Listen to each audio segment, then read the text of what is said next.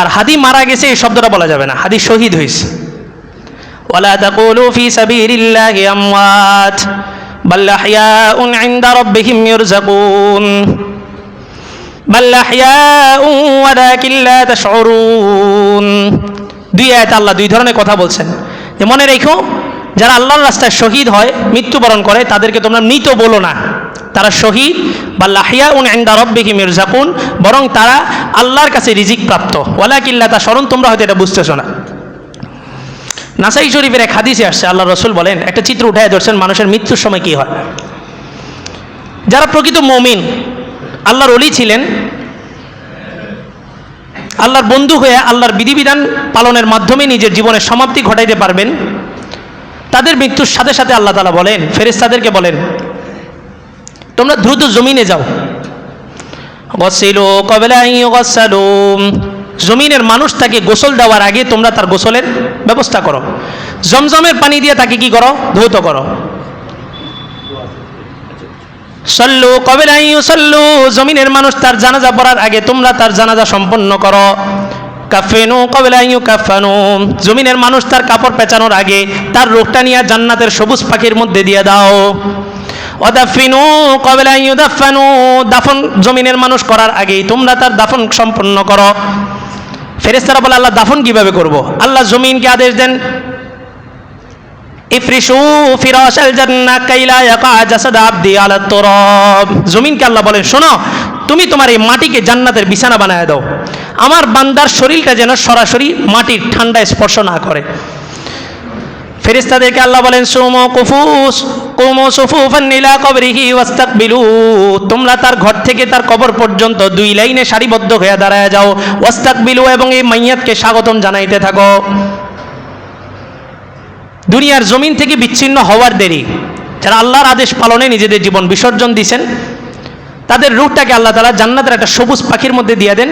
এই পাখি জান্নাতের মধ্যে বিচরণ করতে থাকে, তার কোনো হাসন নাই, নাসন নাই, কোনো কিয়ামত নাই, কিচ্ছু নাই। শহীদ যে হয় সে তার মৃত্যুর সাথে সাথে, রাসূল বলেন, আল জান্নাতু তাহতা জিল্লাতি সুয়ুফ। আরেক হাদিসে আসছে, আল জান্নাতু তাহতা জিলালি সুয়ুফ, যেই অস্ত্র দ্বারা আঘাত করা হয় শহীদকে, ওই অস্ত্রের ছায়ার নিচেই শহীদের জান্নাত। শহীদই মৃত্যু, শহীদ যেই অস্ত্র দ্বারা শহীদ হয়েছে ওই অস্ত্রের নিচেই তার জান্নাত। আর পক্ষান্তরে যে ব্যক্তি গুনাহের মধ্যে, নাফরমানির মধ্যে, মালাকুল মউত এমন সময় আসছে যে সে পলানোর জন্য ছটফট করতেছে, পলাতক আসামির মতো যে অ্যারেস্ট হয়, আল্লাহ রসুল বলেন তার রূহটা বের হইতে চায় না শরীর থেকে। ফেরেশতারা তার রূহটা টান দিতে চায়, এই রূহটা পুরো শরীরের মধ্যে দৌড়াদৌড়ি করে, হাতে, পায়ে, মুখে, চতুর্দিকে। তারপর রাসূল বলেন, মালাকুল মউত এই রূহটাকে ধরে, ধরে একটা টান দেয়, শরীরের সমস্ত রগগুলা ছিঁড়ে তারপরে এই রূহটাকে বের করে। রাসূল বলেন, একটা জীবিত ছাগলকে জীবিত অবস্থায় তার চামড়া যদি ছিলা হয়, এই ছাগলটার যে পরিমাণ কষ্ট হবে তার চাইতে বেশি, লক্ষ কোটি গুণ বেশি একজন গুনাহগারের রূহ কবজ করতে তার কষ্ট হয়। এরপরে রূহটাকে যখন উপরে উঠানো হয়, এই রূহটার মধ্যে এমন দুর্গন্ধ থাকে যে আসমানবাসীরা দরজা খুলতে চায় না। আল্লাহ বলেন, এই রূহটাকে সিজ্জিনের মধ্যে দাফন করো, এই রূহটাকে সিজ্জিনের মধ্যে নিক্ষেপ করো। গুনাহগারের রূহটাকে আল্লাহ তাআলা, সিজ্জিন জাহান্নামের একটা স্থান। আল্লাহ রাসূল সিজ্জিনের একটা বিবরণ দিতে যায়, আবু দাউদের একটা হাদিসে রাসূল বলেন, সিজ্জিন এমন একটা জায়গা, কুল্লু জামরাতিন মিনহা কাআতবাকিদ দুনিয়া কুল্লিহা, সিজ্জিনের মধ্যে কিছু পাথর আছে, গুনাহগারের রূহটাকে নিয়ে এই পাথরের নিচে রেখে পাথর দিয়ে পিষা হয়, কিয়ামত পর্যন্ত এই রূহটাকে পিষা হবে। শরীরের উপরে কোনো কিছু আঁচ না করতে পারলেও এই রূহটাকে একটা শরীর আকৃতি দেওয়া হবে, ওই শরীরের উপরে শাস্তিগুলো শুরু হয়ে যায়। নাহলে আপনি কবর খনন করে কিন্তু কোনো শাস্তি দেখবেন না। মূলত শাস্তিটা কবরের মধ্যে না, শাস্তিটা তার রূহটাকে একটা শরীরের আকৃতি দেওয়া হয়, ওইটার উপরে শাস্তি প্রয়োগ করা হয়। আল্লাহ রসুল বলেন, কিয়ামত পর্যন্ত এই গুনাহগারের রূহটাকে পিষ্ট করা হবে, এমন এমন পাথর দ্বারা পিষা হবে, কুল্লু জামরাতিন মিনহা, ওই সিজ্জিনের মধ্যে যে পাথরগুলো আছে এই পাথরগুলো এত বড় হবে, কাআতবাকিদ দুনিয়া কুল্লিহা, এক একটা পাথর এই সমগ্র দুনিয়া থেকে বড়। জাহান্নামের শরীরকে, জাহান্নামে যে যাবে, জাহান্নামের শরীরকে আল্লাহ তাআলা বিশাল আকৃতি দিবেন। কেন? এই ছোট্ট শরীরে মাইরা তো তৃপ্তি পাবে না, এই ছোট্ট শরীরে আঘাত আর কতটুকু আপনাকে দেওয়া যাবে। আল্লাহ বলেন ফাযুকু ফালান নাযীদাকুম ইল্লা আযাবা। জাহান্নামীরা বলবে আল্লাহ একটা ঘন্টার জন্য আযাব মাফ করেন না, শুধু আযাবের মাত্রাটা একটু কমায় দেন। জাহান্নামকে আল্লাহ সৃষ্টি করার পরে 1000 বছর পর্যন্ত জাহান্নামকে প্রজ্বলিত করছেন। প্রজ্বলিত করার পরে জাহান্নামের ওই আগুন নীল বর্ণ ধারণ করছে, নীল। এরপরে আল্লাহ তাআলা আরো 1000 বছর এটাকে জ্বালাইছেন, ইসওয়াদাত আহমার। এরপরে জাহান্নামের আকৃতিটা হয়ে গেছে লাল বর্ণের। এরপরে আরো 1000 বছর, 3000 বছর জাহান্নামের আগুনকে প্রজ্বলিত করার পর এই জাহান্নামের আগুনের কালারটা হয়ে গেছে কালো।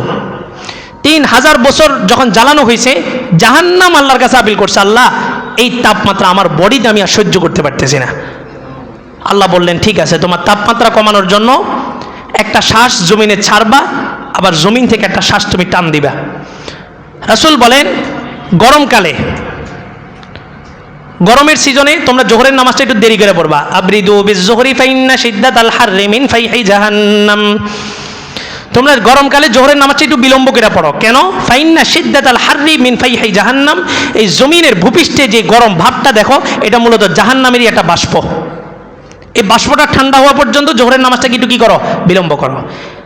নাফসুন ফিস শিতা ওয়া নাফসুন ফিস সাইফ। সে একটা শ্বাস জমিনে ছাড়ে, আর একটা শ্বাস জমিন থেকে টান দেয়।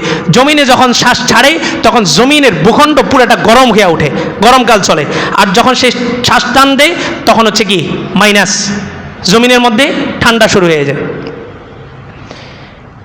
জাহান্নামীকে জাহান্নামে দেওয়ার সাথে সাথে আল্লাহ বলেন নারুল্লাহিল মুকাদা আল্লাতী তাত্তালিউ আলাল আফইদা। আল্লাহ রাসূলের চাচা আবু তালেব কাবা শরীফের খাদেম ছিলেন। তো রাসূল সাল্লাল্লাহু আলাইহি ওয়াসাল্লাম শেষ সময় ওনার কালিমা পড়ানোর জন্য অনেক চেষ্টা করছেন। আল্লাহ সূরা কাহফের শুরুতে বলেন ফালাআল্লাকা বাকিউন নাফসাকা আলা আসারিহিম মিন লাম ইউমিনু বিহাযাল হাদীসি আসাফা। হে রাসূল, আপনি কি জান দিয়ে দিবেন? কেউ ঈমান আনতেছে না এটার উপরে। আর ঈমান আনা না আনা, হেদায়েত হওয়া না হওয়া, এটা কি আপনার হাতে নাকি? ইন্নাকা লা তাহদি মান আহবাবতা ওয়ালাকিন্নাল্লাহা ইয়াহদি মান ইয়াশা। আপনি যাকে চাইবেন তাকে হেদায়েত দিতে পারবেন না। হেদায়েত আমি আল্লাহর হাতে, আমি আল্লাহ যাকে চাবো তাকে হেদায়েত দিব। হেদায়েত যদি নবীদের হাতে হইতো তাহলে নূহ আলাইহিস সালামের ছেলে কেনান বেঈমান হতো না। হেদায়েত কার হাতে? আল্লাহর হাতে। রাসূল বলেন আমার চাচা যদিও ঈমান আনে নাই, তবে কাবা শরীফের খাদেম ছিলেন, এবং আমি মুহাম্মাদের সুপারিশের কারণে রাসূলের চাচাকে আল্লাহ তাআলা জাহান্নামের সবচেয়ে একদম নিম্নমানের শাস্তিটা দিবেন। সাহাবায়ে কেরাম একটু খুশি হয়ে গেলেন। আল্লাহ রাসূল বললেন নিম্নমানের শাস্তিটা হচ্ছে আমার চাচাকে একটা বুট জুতা পরানো হবে, আগুনের একটা বুট জুতা। এই বুট জুতার তাপমাত্রা এমন হবে যেটা পরানোর সাথে সাথে আমার চাচার মগজ টকবক টকবক করে গইলা নাকে কানে দিয়ে বের হয়ে পড়বে। আল্লাহ বলেন নারুল্লাহিল মুকাদা আল্লাতী তাত্তালিউ আলাল আফইদা ইন্নাকা আলাইহিম মুসাদাম। দুনিয়ার মানুষ আগুন জ্বালাইলে এটা আর কতটুকুই গরম হয়, এই গরমও তো আমরা সহ্য করতে পারি না। আল্লাহ বলেন যে আগুন আমি জ্বালাবো, ওই আগুন প্রজ্বলিত হওয়ার পরে আগুনের তাপমাত্রা এমন হবে যে কোনো জাহান্নামী শুধু নখের মাথায় স্পর্শ করবে, অথবা একটা চুল, একটা পশমকে স্পর্শ করার সাথে সাথে তার কলিজা পর্যন্ত ভুনে হয়ে যাবে, এত তাপমাত্রা হবে। জাহান্নামীকে জাহান্নামে ছাড়ার সাথে সাথে উপর থেকে নিচ পর্যন্ত পড়তে 500 বছর সময় লাগবে, এত বড় হবে জাহান্নাম। দেওয়ার সাথে সাথে তার চামড়া গোশত সবকিছু ঝলসে হয়ে যাবে, শুধু হাড্ডি থাকবে। আল্লাহ বলেন কুল্লামা নাদিদাত জুলুদুহুম বাদদালনাহুম জুলুদান গায়রাহ লিয়াযুকুল আযাব। যতবারই এই চামড়া ঝলসায়া যাবে, যতবার এই গোশতগুলা খলসায় পড়বে, ততবার আমি গোশতের প্রলেপ বসায় দিব, উপরে একটা চামড়ার আবরণ বসায় দিব। প্রত্যেকবার এটাকে নবায়ন করা হবে লিয়াযুকুল আযাব, যাতে সে আযাবের স্বাদ আস্বাদন করতে পারে। জাহান্নামীর আপিল করবে আল্লাহ আযাব বন্ধ করার দরকার নাই, শুধুমাত্র আমাদেরকে একটু একটা ঘন্টার জন্য একটু আযাবটা একটু কমায় দেন। আল্লাহ বলেন ফাযুকু ফালান নাযীদাকুম ইল্লা আযাবা। জাহান্নামীরা যত আপিল করবে ওখানে কমানোর কোনো অপশন নাই, ওখানে রেগুলেটর শুধু বাড়ে, জাহান্নামের তাপমাত্রা শুধু বাড়বে। এই জাহান্নাম থেকে বাঁচার সহজ পদ্ধতি জান্নাতে যাওয়ার একটা, সেটা হচ্ছে শাহাদাত ফি সাবিলিল্লাহ, আল্লাহর রাস্তায় শহীদ হওয়া। আগেও বলছিলাম একটা মানুষ মারা যাওয়ার পরে মিনিমাম 1,20,000 বছর সময় লাগবে তার জান্নাত জাহান্নামের ফয়সালা হইতে। মৃত্যুর পরে মুসলিম শরীফের হাদিস, প্রত্যেকটা মানুষ তার কবরে 40,000 বছর থাকবে। কত বছর? 40,000 বছর। যারা আগে মারা গেছে তারা হয়তো আরো বেশি থাকবে, কিন্তু সর্বশেষ যে ব্যক্তি মারা যাবে তারও আলামে বারজাখ অর্থাৎ কবরের জগৎটা হবে কত বছর? 40,000 বছর। এই ব্যক্তির 40,000 বছর কবর। এরপর হাসরের মাঠ একদিন আছে, খামসিন আলফা সানাতি মিম্মা তাউদ্দুন, 50,000 বছর। 40 আর 50 90। পুলসিরাত যেটা, এটা উঠতে 10,000 বছর সমান 10,000 বছর, নামতে 10,000, মোট 30,000। তাহলে কত হইল? 1,20,000 বছর পর আপনার সিদ্ধান্ত হবে আপনি জান্নাত না জাহান্নাম। আর আল্লাহ রসুল বলেন যে শহীদ আজকে মারা গেছে, আজকেই তার জান্নাত, কোনো অপেক্ষা নেই। আল জান্নাতু তাহতা জিল্লাতিস সুয়ুফ, এই তরবারির ছায়ার নিচেই ওই শহীদের কি জান্নাত রয়েছে।